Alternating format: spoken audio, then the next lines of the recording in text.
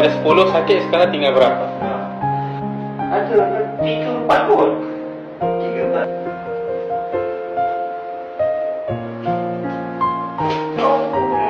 Dia rawat dari dalam pula. Berapa ada kurang ni? Saya tak tahu.